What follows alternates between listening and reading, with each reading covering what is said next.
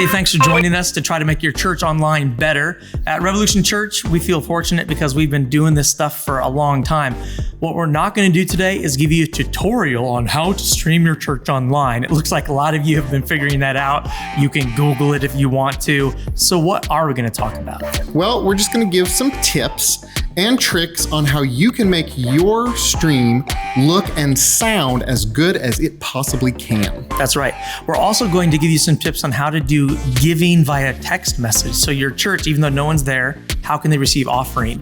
We've been doing this for a while, have some good ideas on it. If you want to skip any of those sections, just click the links below and you can skip around, or you can watch the whole thing because it's certain to be entertaining. Social distance, sorry. Yeah. Don't touch me again. One of the most important things to do when you're streaming online is to not lose your personality. We have a thing at our church called Fiasco, and the F stands for fun, and the I stands for intense, and it goes on and on. So what we do as a church, we try to include funny elements. Those are important to who our DNA is. We try to include things that are intense and in your face. That's important for who we are. I won't go into reasons why we've decided that, but if we got online and suddenly we were very serious and we were very calm, that would not work for our church. We would lose everybody. You got to maintain your personality. Are you somber? Are you serious about prayer? Are you serious about missions? Are you funny? Do you always tell jokes? You got to do it the same way. Yep. One thing I will say about our eye for intense, when you're doing things on video, it's very easy to pull yourself back from that. So it's like if you want to be engaging with people that are sitting in your sanctuary, you have to be the level that you are, and that's a weird way to say that. But on video, you have to think, I need to be more engaging. So if you are serious, you might want to think about being even more serious. If you're fun, you probably want to be even more fun.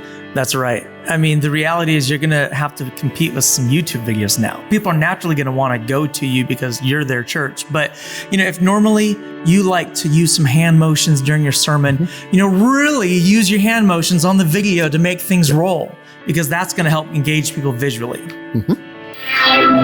Distance, camera, microphone, all that stuff matters because how close it is to you is going to change your viewer's perception. Yeah, I know of a church that they set their camera at the back of the sanctuary and they just had their normal standard podium mics. And it sounded like I was sitting in the corner. So just to give you an example, we've got these mics here really close to us.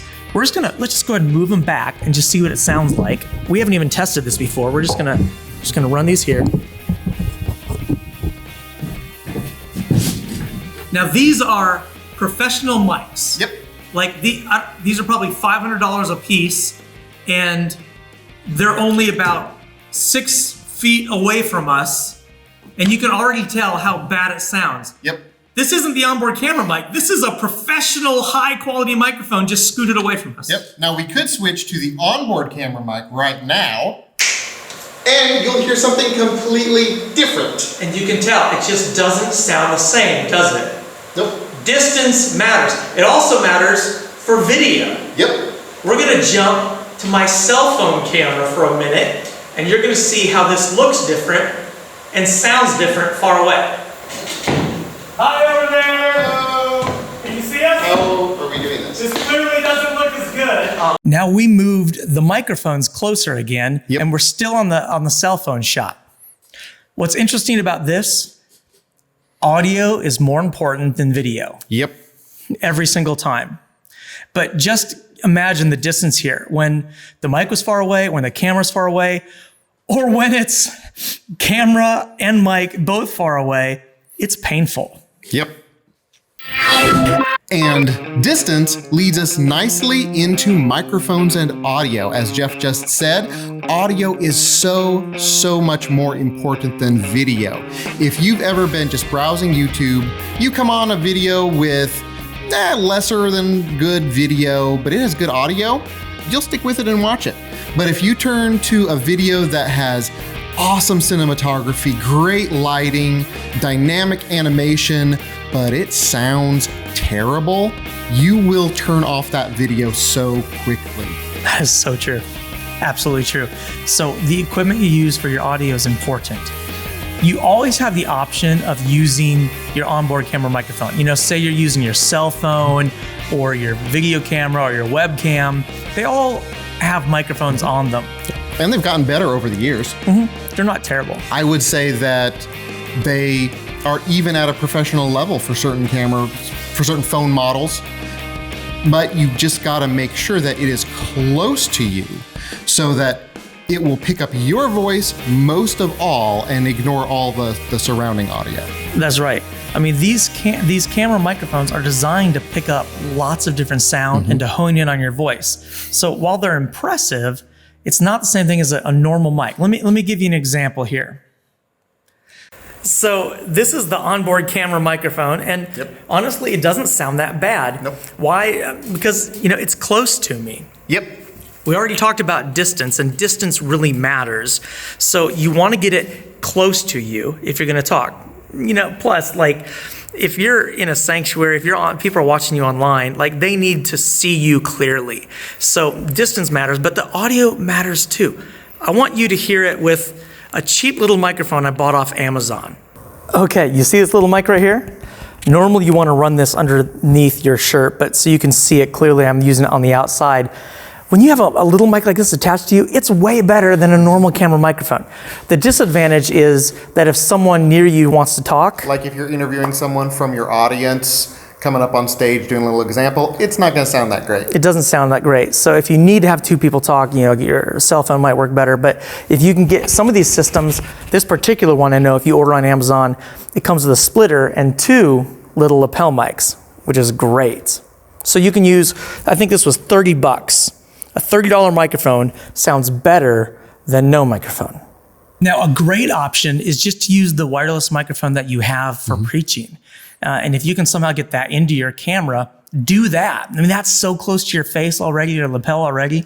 Or if you have a microphone like this, a lot of you have microphones for singing, just keep those right close to your mouth. Remember, microphone is better than no microphone. It seems like duh, but it matters. It matters. And distance matters. If you get the mic closer to you, it's distance matters. Your microphone matters. Audio is always more important than video. Let's talk death. And I mean death to sound waves bouncing around the room. You want to deaden the sound as much as possible, especially if you're in an office or a home. If you're in your sanctuary, it's the same thing. A lot of churches hang up some sound deadening material. You can buy this online. You know, this is a better, higher quality sound deadening material. It's just like eggshell stuff. We have this stuff in our studio. Ironically, we're not shooting this in our video studio. We want to do a sanctuary like you might be doing.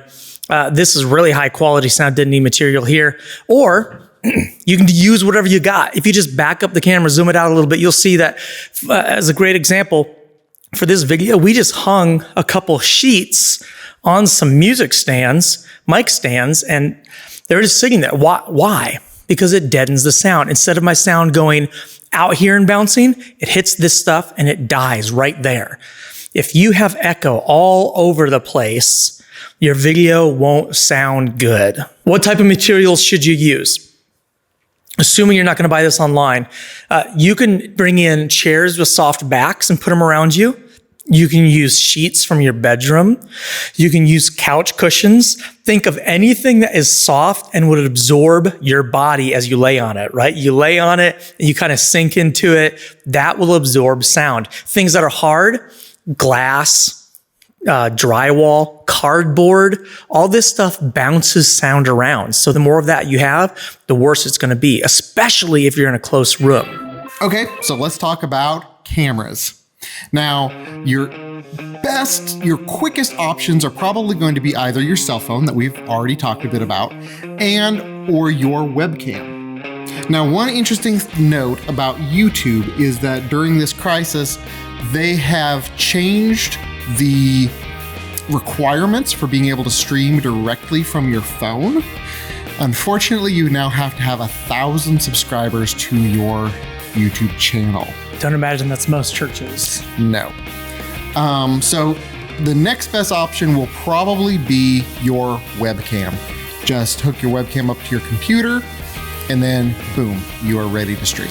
Couple of notes on your webcam.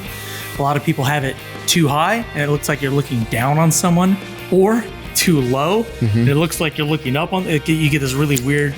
You want to kind of put that camera even with your nose if you're talking to it. And again, distance matters. If you can get a laptop and then put it up by your podium and just stream right from your podium, that would be perfect. Couple notes about, say, a DSLR. If you're using a DSLR, which we are using right now, these cameras typically are not made for long time exposure, long time use. That means that if you're shooting a 5-minute video or maybe even your 20-minute sermon, you could probably get away with pre-recording your 20-minute sermon. But if you're going to be streaming, you keep your lens open, your sensor recording, that can actually damage the camera. Don't do that if it's going to be an hour-long service. I do know that some of the more recent cameras are being made with long time use in mind. Recent ones like the T5, the T. More like the T7. Okay, Canon T7i. Canon T7, if you've heard of that one. So I would just do a quick Google search, like long time use, like camera model, Canon T8i, long time use, or Canon TI streaming video. Yeah. And you'll get some good advice about whether that particular camera can be used for your streaming. Because DSLRs can look great, and you can get them up close. You don't even, physically close, but also they can zoom a little bit and not lose quality. Yep. Cell phones. Cell phones are good. A lot of people have them if they want to record stuff. What's the problem with cell phones? The problem with cell phones is generally the angle of the lens is a lot wider. So you actually have to get the cell phone a lot closer to get that same good image. Which isn't bad, because then you're bringing it closer. The light's going to be better. The sound's going to be better. The sound's going to be better. Distance is, bring it close. That's okay. Yep. I've seen some of the newer ones, the newest Google models and the newest iPhone models have like actual different lenses and actual different sensors for different viewing angles. So they're getting better and better. So if you record on your cell phone, no problem. That's great. Just remember to bring it close. Yep. And use microphones. Yep. And professional cameras. We are now using a professional grade level camera.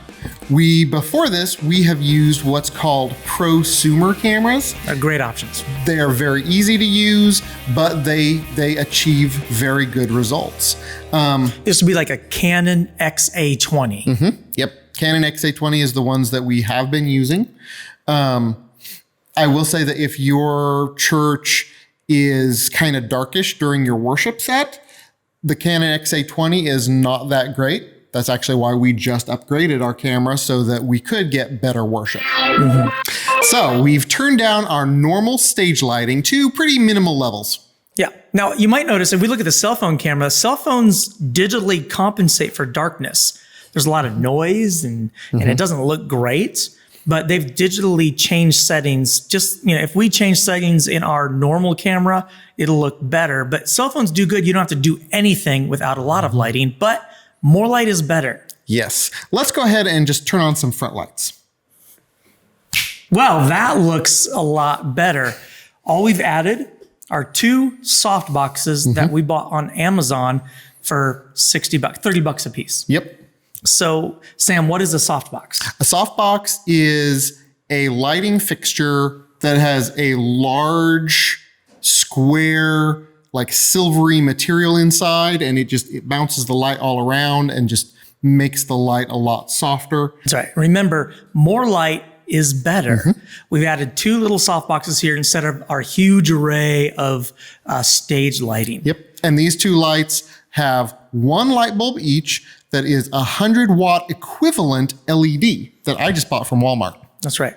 Let's turn on some backlights and see how that changes things.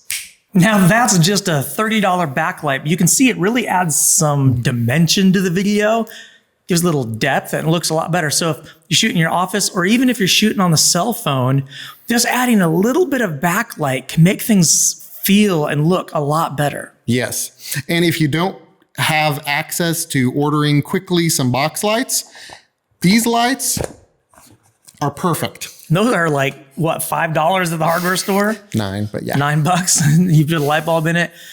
Just with those, you don't want them too close to yourself or it'll be like, you look really weird. You want to get them a little ways away. You can also do like 2 lights side by side, and that kind of creates the effect of the softbox. Or if you have some flammable tissue paper, you can put over the really hot light bulb. That's always entertaining. Yes. Make extra flames. Don't do that. Don't sue us. LEDs are very cool usually. 2 more things to remember about lighting. The most important part is that you want to make sure you have more lighting in front of you than behind you. This is why you need more light in front of you than behind you. Otherwise, it looks like we're doing a 60 minutes expose and we're giving out some secrets. Yeah. Don't film in front of an open window like this, or at least make sure you've got plenty of light in front of you to compensate. More light in front than in back. Last piece of advice for shooting video is to remember that most people are going to watch it on the phone. You know, when you shoot it on a computer or a video camera, or if you're looking at it on a big screen, it might look good, but you got to zoom in. Well, the whole time we've been saying distance matters for your audio, distance matters for your video. Maybe you feel like if you get too close, you're going to get a giant head. Well, a giant head might look weird in the movie theater, but no one's going to watch this in the movie theater. They're going to be watching it on their phone. In fact, statistics show 50 to 70% of people who watch your video will watch it on a tiny little screen. Yes. Online giving for your church is going to be huge right now. We don't want to see your offerings get cut in half or 2/3.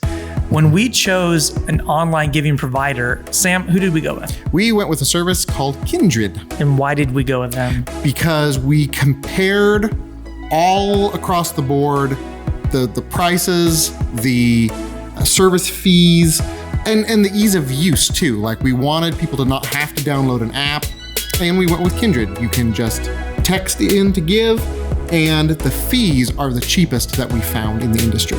Plus, they're paying us to say this. Just kidding. I wish they were. But the reality is, we went with Kindred. Their fees are some of the lowest, and nobody has to have an app on their phone to use it. Mm-hmm. All you have to do to give to your church is to send a text message. Here's our phone number. If you send a text message to that, and you can test it out, send 10 cents or something. Or $50. Or $1 million. Whatever you want. You know, it's up to you. Just test it out and see what happens. It'll say, hey, give me some of your details, and then the giving is done. It's super simple. All people have to do is send a text message. Mm-hmm. A lot of people might want to use PayPal or something they already have set up. It's not a bad idea. Nope.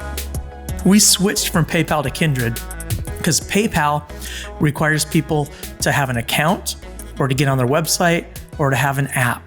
Again, the reason we went with Kindred is because the texting seemed so easy. Mm-hmm. Some quick suggestions when you're asking people to give online. Multiple methods. You want to put it on the screen if you can when you talk about it.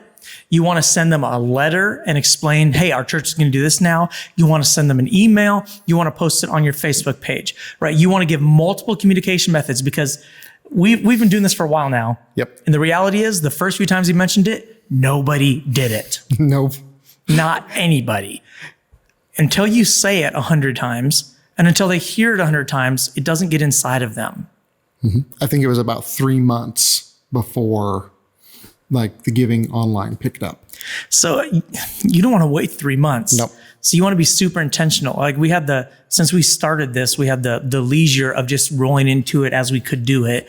But now it's something we have to hit hard. But you also have to be careful not to appear like, hey, churches, we can't have people here and we're still all about money. You don't want to do that. No. So send letters to your most committed people and send emails to your most committed people. Mention it to other people as well, but be really careful that you're just throwing it out there as hey, this is an important part of our worship and we still want to do this. We've tried to make it easier for you. Also remind people that our church helps people who are in need, and we want to continue helping people who are in need, but we can't do that if everybody forgets to give. So, we have this option. Here's the number. Here's the way to do it, and just give them a little tutorial. Mm-hmm. And it doesn't hurt to just acknowledge that during this time, during this situation, people might be hurting for money. There's some people that are out of jobs, and some that are just, they're still making money, but they're not going to make as much. So it's not hurt to acknowledge that and to say, hey, be generous with what you're making now.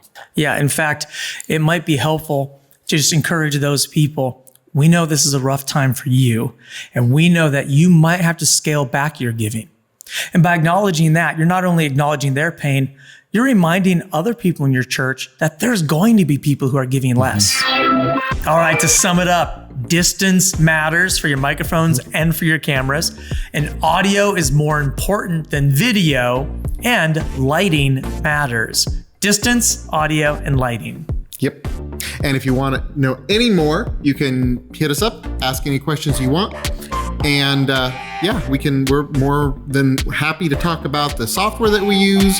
We stream via Wirecast and the things that we do to make our full worship band look as good as and sound as good as they do too. Absolutely. So if you want to know how to get your whole soundboard into your computer audio and stream that, or if you want to know how to get a whole band, we have ideas on that too. Just go ahead and contact us, because every case is a little bit different. Yep. Audio is more important than video. Lighting needs light. That was very deep, Jeff. Lighting needs light. Sam, who did we choose and why did we choose them? We choose service. we choose. I was just going to go with it. We use software called Wirecast. There's OBX. There's other different types of software you can use to get stuff from your soundboard. It's not OBX. It's not OBX. It's OBS. It's OBS. Quick note. Quick note. If we say quick note, we could say quick note for everything in this video. Quick note about the quick note. About the quick note. This is going to be quick. Very quick.